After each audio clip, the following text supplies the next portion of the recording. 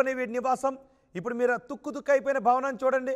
మంచి విలాసవంతమైన భవనాన్ని ఏర్పాటు చేసుకొని పాకిస్తాన్లో హాయిగా బతికేద్దాం అనుకున్నాడు ఈ టెర్రరిస్ట్. భారతదేశ జైలు నుంచి తప్పించుకుని పారిపోయిన ఈ టెర్రరిస్ట్ విలాసవంతమైన భవనానికి పెద్ద పెద్ద హోల్స్ చేసి మరి మన ఆయుధాలను పంపించి చంపేశాం వీడిని. కానీ వీడు బతుకున్నాడని అంటున్నారు. చూడండి ఒకసారి, కరెక్ట్గా భవనానికి సెంటర్లో కొడితే ఆ మల్టీ స్టోరీడ్ భవనానికి ఒక్కొక్క అంతస్తును హోల్స్ చేసుకొని మనం వాడిన ఆయుధాలు ఆ భవనంలోకి వెళ్ళి అందులో ఉన్న వాళ్ళని చంపేశాయి. మసూద్ అజార్ రాసిన లేఖలో ఉన్నదేంటి అంటే తన కుటుంబంలోని 10 మందిని చంపేశారు, తనను కూడా చంపేస్తుంటే బాగుండేది అని మసూద్ అజార్ అంటూ ఉన్నట్టుగా లెటర్ వచ్చింది. పాకిస్తాన్ మీడియా ఏమంటుంది అంటే 14 మంది, మసూద్ అజార్తో పాటు 14 మంది చనిపోయారు అని. మోదీ యుద్ధ నియమాలను ఉల్లంఘించాడు అంటూ మసూద్ అజార్ రాసినట్టుగా ఈ లెటర్లో రాశాడు. మరి ఇది నిజంగా మసూద్ అజారే రాశాడా, లేక మసూద్ అజార్ పేరుతో ఎవరైనా ఈ లేఖను రాశారా? వాళ్ళ పెంచి పోషిస్తున్న ఉగ్రవాదుల్లో ఆత్మస్థైర్యాన్ని నింపడానికి, ధైర్యాన్ని నింపడానికి పాకిస్తానే ఈ లెటర్ను విడుదల చేసిందా? బీబీసీ ఉర్దూ ఛానల్లో ఈ లెటర్ టెలికాస్ట్ అయింది. ఈ లెటర్ టెలికాస్ట్ అయిన తర్వాత మసూద్ అజార్ బతికి ఉన్నాడా అంటూ చర్చ కూడా జరుగుతుంది. కానీ పాకిస్తాన్ మీడియా చెప్పిన మాటలనే గుర్తు చేసుకోండి. పాకిస్తాన్ మీడియా చెప్పిన మాటల్ని మనం గుర్తు చేసుకుంటే మసూద్ అజార్తో పాటు 14 మంది చచ్చిపోయారని. మరి మసూద్ అజార్ రాసిన లేఖలో 10 మంది తన కుటుంబ సభ్యులను చంపేశారు, తనను కూడా చంపేస్తుంటే బాగుండేది అని. అంటే ఇప్పుడు ప్రతీకారం తీర్చుకోవాలనుకుంటున్నాడా? బతుకుంటే పాకిస్తాన్ ప్రభుత్వం చంపేయండి వీడిని, వీడు బతుకుంటే పాకిస్తాన్ పౌరులు చంపేయండి, ఒకవేళ చచ్చిపోతే పీడ విరగడైంది ప్రపంచానికి. ఇదే కదా. ఒకవేళ మసూద్ అజార్ బతుకుంటే పాకిస్తాన్ పౌరులే చంపేయాలి వీడిని, లేదా ఇప్పుడు పాకిస్తాన్ ప్రభుత్వం బహుశా ఒకవేళ కొన ఊపిరితో ఉంటే వీడికి చికిత్స చేసి బతికించడానికి పాకిస్తాన్ ప్రభుత్వం ప్రయత్నాలు చేస్తూ ఉంటుంది. అంతకుమించి పాకిస్తాన్ ప్రభుత్వం ఏం చేయలేదుగా. కానీ వీడు రాసినట్టుగా చెప్తున్నటువంటి ఒక లెటర్ బీబీసీలో టెలికాస్ట్ అయింది. మా ప్రతినిధి రామ్దాస్ కూడా ఉన్నారు, పూర్తి సమాచారం అందించడానికి రామ్దాస్ కూడా మాట్లాడదాం. రామ్దాస్, మసూద్ అజార్ చచ్చిపోయాడు అని పాకిస్తాన్ మీడియా చెప్తోంది. మసూద్ అజార్తో పాటు 14 మంది ఈ దాడిలో భారత చేసిన దాడిలో చనిపోయాడు అని. కానీ మసూద్ అజార్ రాసినట్టుగా చెప్తున్న ఒక లేఖను ఒక బీబీసీ ఛానల్లో మనకి టెలికాస్ట్ అవుతుంది. ఏంటి, ఉన్నాడా చనిపోయాడా మసూద్ అజార్? సమాచారం ఏమందుతుంది? గుర్తించిన మోస్ట్ వాంటెడ్ టెర్రరిస్టే ఈ మసూద్ అజార్. భారత్ ప్రాణభిక్ష పెడితే కాందహార్ గుట్టల నుంచి పారిపోయిన ఈ నరహంతకుడు ఇప్పుడు పాకిస్తాన్ నుంచి నరమేధాన్ని సాగిస్తున్నాడు. ఆక్రమిత కాశ్మీర్ నుంచి తీవ్రవాదులను పైకి ఉసిగొల్పుతున్నాడు. కానీ ఇప్పుడు తాజాగా జరిగినటువంటి దాడుల్లో బహవల్పూర్, ఏదైతే పాకిస్తాన్ పంజాబ్ ప్రావిన్స్ లో ఉన్నటువంటి బహవల్పూర్ మర్కజ్ సుభాన్, ఇది సరిహద్దుకు 100 కిలోమీటర్ల దూరంలో ఉంటుంది.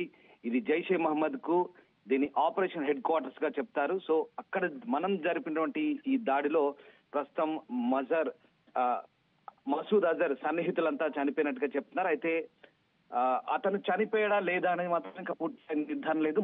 ఇందాక మీరు చెప్పిన లేఖకు సంబంధించిన విశ్వసనీయత కూడా మనం పూర్తిగా చెప్పలేము. ఎందుకంటే అది బీబీసీ ఉర్దూలో ఆ లేఖను ప్రచురితమైనట్టుగా చెప్తున్నారు. కానీ నిజంగా మసూద్ చనిపోయాడా లేదా బతికే ఉన్నాడా అనేది ఇంకా పూర్తి స్థాయి నిర్ధారణ కావాల్సి ఉంది. బట్ మసూద్ అజార్ సంబంధించినటువంటి 14 మంది కుటుంబ సభ్యులు చనిపోయినట్టుగా చెప్తున్నారు.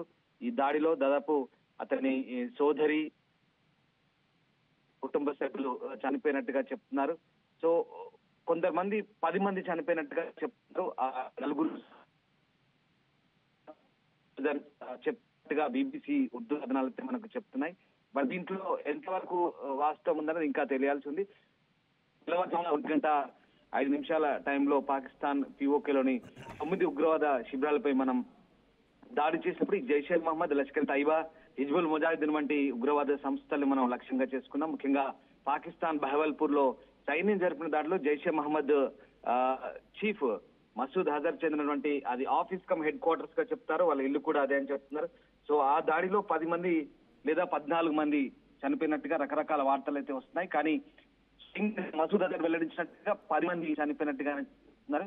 సో ఆ రకంగా ఇంకా అజార్ మాత్రం రాసినటువంటి లేఖకు సంబంధించినటువంటి నిర్ధారణ అయితే లేదు. బట్ అతను చనిపోయాడా బతుకున్నాడా అనేది మాత్రం దానికి సంబంధించినటువంటి వార్తలు ఇంకా రావాల్సి ఉంది. అయితే ప్రస్తుతం మసూద్ అజర్ సన్నిహితులు చెప్తున్న దాని ప్రకారం ఈ కేంద్రం నుంచే ఆత్మాహుతి దాడులకు శిక్షణ ఇవ్వడం, ప్లానింగ్ వంటి చేశారు. దీనికి ఇదే ఇంటిగా కూడా వినియోగిస్తున్నారు. ప్రస్తుతం జైషే నంబర్ 2 గా ఉన్న ముఫ్తీ అబ్దుల్ రవూఫ్ అస్గర్, మౌలానా అమర్, ఇతరుల కుటుంబ సభ్యులు కూడా దీనిలోనే ఉంటున్నారు.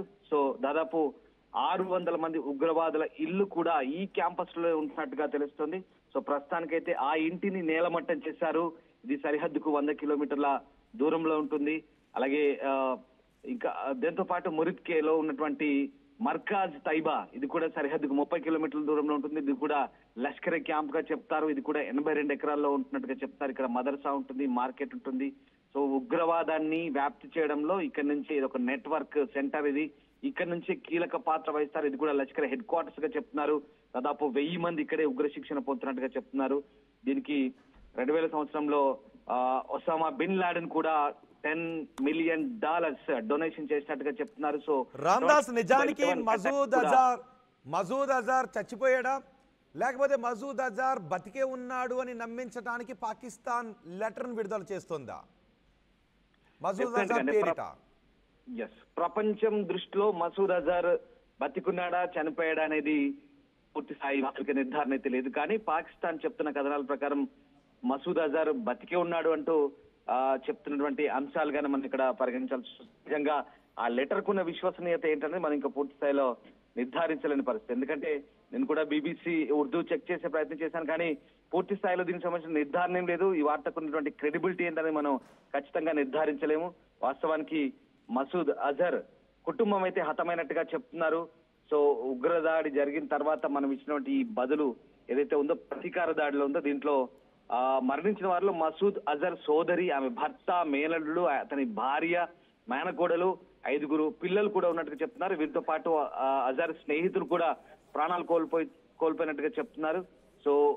సో అయితే ఇప్పుడు మసూద్ ఇండియాకు డెడ్లీ వార్నింగ్ ఇచ్చారు. దీనికి ప్రతీకారం ఉంటుందంటూ హెచ్చరించినట్టుగా అయితే చెప్తున్నారు. సో ఆ రకంగా నిజంగా చాలా కన్ఫ్యూజెస్ గా ఉంది. ఇక్కడ ఆయనే స్వయంగా మసూద్ అజరే మనకు వార్నింగ్ ఇచ్చినట్టు చెప్తున్నారు. ప్రతీకారం తప్పదు, అసలు నేనెందుకు బతుకున్నానా అనే కొంత వైరాగ్యంలో కూడా ఉన్నట్టుగా కూడా ఈ వార్త సారాంశం. కానీ అంటే వైరాగ్యంలో ఉన్నాడా, లేదంటే నన్ను వదిలి తప్పు చేశారు అని వార్నింగ్ ఇస్తున్నాడు అని అనుకోవాలా? అంటే నేను ప్రతీకారం ఇప్పటికే పాకిస్తాన్ ప్రభుత్వం అంటుంది వాళ్ళ ప్రపంచం ఇప్పుడు ఆనందంలో ఉంటే పాకిస్తాన్ మాత్రం ఉగ్రవాదులను కోల్పోయిన శోకంలో ఉంది. ఇది కొంత విచిత్రమైన పరిస్థితి. సో ఇప్పుడు పాకిస్తాన్ కూడా అంటుంది మేము ప్రతీకారం తీర్చుకుంటామని, అంటే ఉగ్రవాదులను చంపినందుకు ప్రతీకారం తీర్చుకుంటామని అంటుంది. సో ఇప్పుడు మసూద్ అజార్ పేరిట ఒక లేఖ రాసి మసూద్ అజార్ ప్రతీకారం అంటున్నాడు అని చెప్పే ప్రయత్నం పాకిస్తానే చేస్తుంది అనుకోవచ్చా? డెఫినెట్ గా పాకిస్తాన్ యుద్ధ ఉంది, ఎదుర్కొనే పరిస్థితి. కానీ తాను రెచ్చిపోషించిన ఉగ్రవాదులను, ఉగ్రవాద నెట్వర్క్లను సంతృప్తి పరచడానికైనా, లేదంటే ఆ దేశ ప్రజల నుంచి వస్తున్నటువంటి వ్యతిరేకతను అధిగమించడానికైనా ఇలాంటి ఏమార్చే చర్యలు పాకిస్తాన్ మొదటి.